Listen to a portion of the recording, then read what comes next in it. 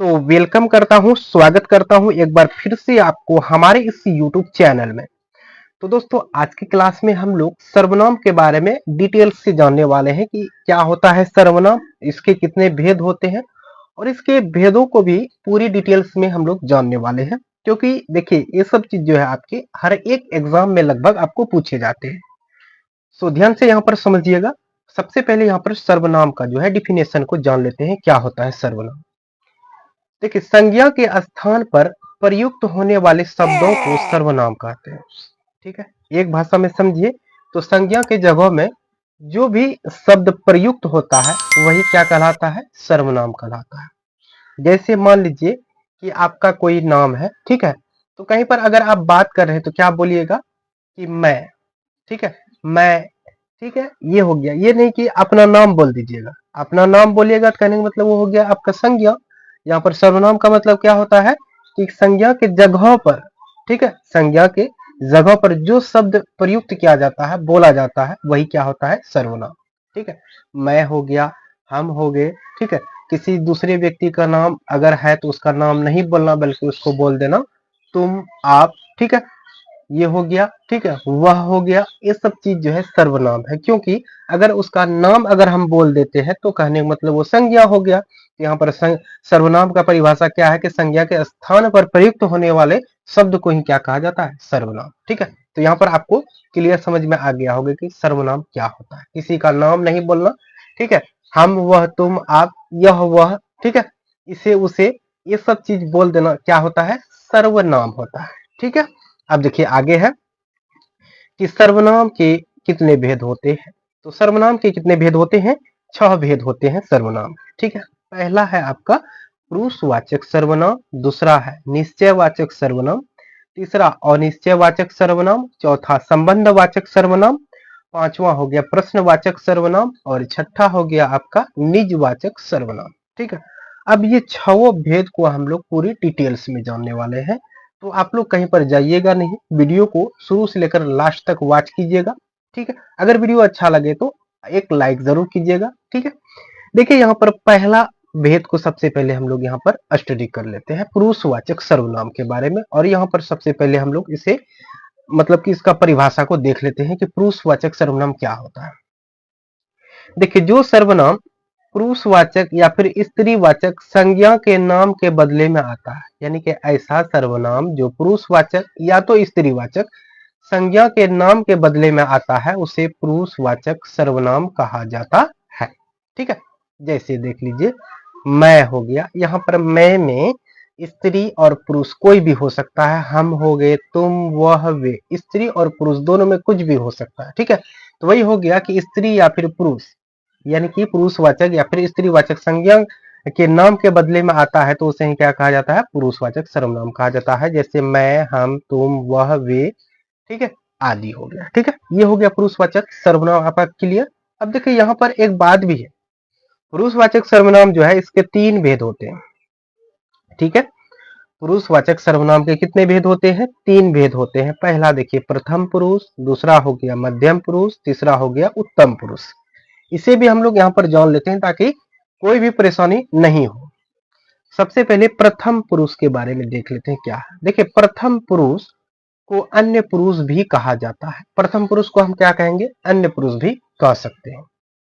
यानी कि जिस सर्वनाम का प्रयोग ऐसी संज्ञा के लिए हो जिसके विषय में बात की जा रही हो किंतु जो वहां उपस्थित न हो।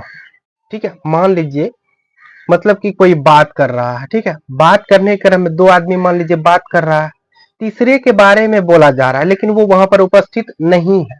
ठीक है, यानी कि उपस्थित न हो, ऐसे सर्वनाम को प्रथम पुरुष कहा जाता है।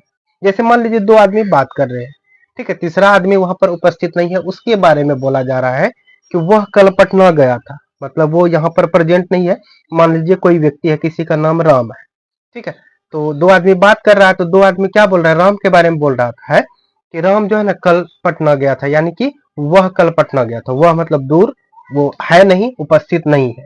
ठीक है, तो वह हो गया, वे हो गया, उसकी, उसका, उनकी, आदि। ठीक है, ये चीज आपका क्या हो गया, प्रथम पुरुष के अंतर्गत आ गया। यानी कि प्रथम पुरुष को अन्य पुरुष भी कह सकते हैं और जिस सर्वनाम का प्रयोग ऐसी संज्ञा के लिए हो जिसके विषय में बात किया जा रहा है, जिसके बारे में हम बात कर रहे हैं लेकिन वह जो है ना वहां पर उपस्थित नहीं है, इस तरह के सर्वनाम को क्या कहेंगे? प्रथम पुरुष कहा जाएगा। ठीक है, प्रथम पुरुष क्लियर समझ में आ गया?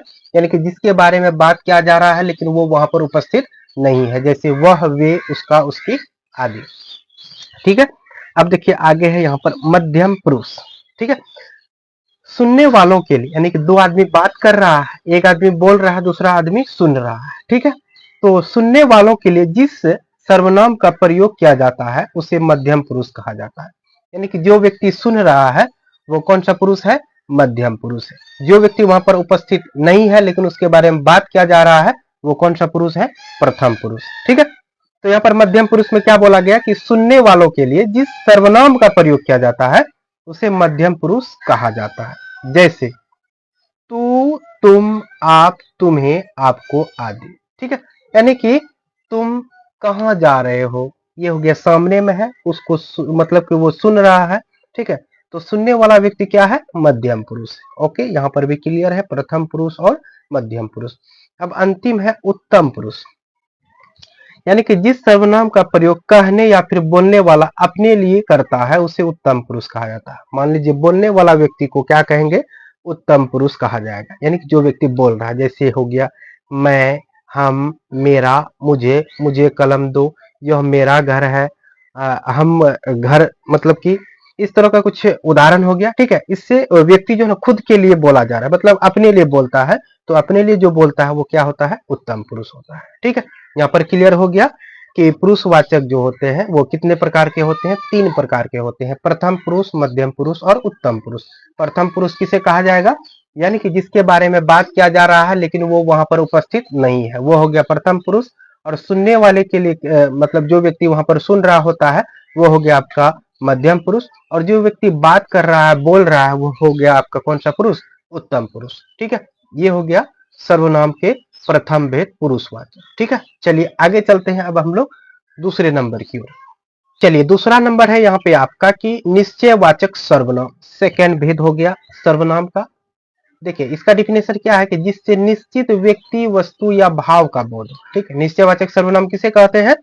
जिसे निश्चित व्यक्ति, वस्तु या भाव का बोध हो उसे निश्चयवाचक सर्वनाम कहा जाता है। ठीक है, डिफिनेशन कोई पूछेगा आपको निश्चयवाचक का तो आपको ये बता देना। ठीक है, अब उदाहरण जैसे बताना है आपको तो बोल देना है यह, वह, ये, वे, आप, हम लोग, आप लोग। ठीक है, ये हो गया आपका निश्चयवाचक कि हाँ वो निश्चित है। निश्चय मतलब कि वो कोई भी मतलब कि जिससे निश्चित व्यक्ति, वस्तु या भाव का बोध हो उसे क्या कहेंगे आप लोग? निश्चयवाचक सर्वनाम कहेंगे। ठीक है, अब देखिए अगला है, यानी कि तीसरा पॉइंट है आपका अनिश्चयवाचक सर्वनाम। निश्चय का जस्ट उल्टा हो गया अनिश्चयवाचक सर्वनाम, तो सेम इसका जस्ट ऑपोजिट हो जाएगा। यानी कि जिससे किसी निश्चित व्यक्ति, वस्तु या भाव का बोध न हो, ठीक है, न हो, उसे अनिश्चयवाचक सर्वनाम कहते हैं। यानी कि जिससे किसी निश्चित व्यक्ति, वस्तु या भाव का बोध नहीं होता है उसे हम क्या बोलेंगे? अनिश्चयवाचक सर्वनाम बोलेंगे। ठीक है, जैसे कोई, कुछ। ठीक है, जैसे कोई, कुछ, कोई तो था, कुछ करना था। ठीक है, ये हो गया अनिश्चय, निश्चय नहीं है। ठीक है, इसलिए हो गया यहाँ पर इसे हम लोग क्या बोलेंगे? अनिश्चयवाचक सर्वनाम बोलेंगे। ठीक है, चौथा पॉइंट हो गया आपका यहाँ पे संबंधवाचक सर्वनाम। ठीक है, संबंध, रिलेशन। ठीक है, ये हो गया, यानी कि जिस सर्वनाम से वाक्य में आए संज्ञा के साथ संबंध स्थापित किया जाए। वाक्य में कुछ भी आता है और वो संज्ञा के साथ संबंध स्थापित कर लिया जाए उसे संबंधवाचक सर्वनाम कहा जाता है। एक बार फिर से डिफिनेशन को देख लीजिए। जिस सर्वनाम से वाक्य में आए संज्ञा के साथ संबंध स्थापित किया जाए उसे संबंधवाचक सर्वनाम कहा जाता है। जैसे जो, सो, जौन, तौन। ठीक है, ये हो गया आपका क्या चीज? संबंधवाचक सर्वनाम। और ये जो है ना कोई भी वाक्य में आता है और ये जो है संज्ञा के साथ संबंध स्थापित कर लेता है तो ऐसे शब्दों को हम लोग क्या कहेंगे? संबंधवाचक सर्वनाम कहेंगे। ठीक है, अब अगला है पांचवा नंबर है, यानी कि पांचवा भेद है इसका प्रश्नवाचक सर्वनाम। ठीक है, यानी कि जिस सर्वनाम का प्रयोग प्रश्न करने के लिए किया जाता है, क्वेश्चन करने के लिए किया जाता है उसे क्या कहेंगे? प्रश्नवाचक सर्वनाम कहेंगे। यानी कि जिस सर्वनाम का प्रयोग प्रश्न करने के लिए, क्वेश्चन करने के लिए किया जाता है उसे प्रश्नवाचक सर्वनाम कहा जाता है। जैसे कौन आया, क्या खाया। ठीक है, ऐसे भी कुछ वाक्य हो सकते हैं जिससे प्रश्न पूछा जा रहा है, क्या आपका नाम क्या है, ठीक है, तुम क्या कर रहे हो, वह कौन था, ठीक है, ये हो गया आपका प्रश्नवाचक सर्वनाम। ओके, अब देखिए अंतिम है इसका सर्वनाम का भेद, निजवाचक सर्वनाम। ठीक है, जिस सर्वनाम से स्वयं या निज का बोध, जिस सर्वनाम से खुद का यानी कि स्वयं या फिर निज मतलब खुद स्वयं ही होता है का बोध हो, उसे निजवाचक सर्वनाम कहा जाएगा। यानी कि जिस सर्वनाम से स्वयं या निज का बोध हो उसे निजवाचक सर्वनाम कहते हैं। जैसे आप, स्वयं, ये खुद के लिए बोल रहे हैं, ठीक है, स्वयं के लिए बोल रहे हैं, निज के लिए बोल रहे हैं, तो ऐसे वर्ड को हम लोग कौन सा सर्वनाम के अंतर्गत रखेंगे, निजवाचक सर्वनाम के अंतर्गत रखा जाएगा। तो दोस्तों यहाँ पर आपका सर्वनाम और सर्वनाम के छहों भेद को हमने डिटेल में बताया। आई होप कि आपको क्लियर समझ में आ गया होगा। ठीक है, बाकी आपको कहीं से भी प्रश्न पूछे आप आसानी से पहचान कर बता सकते हैं ये कौन सा सर्वनाम के अंतर्गत आएगा। ठीक है, फिलहाल इस वीडियो में इतना ही, चलिए मिलते हैं नेक्स्ट वीडियो में, तब तक के लिए हमें इजाजत दें। जय हिंद।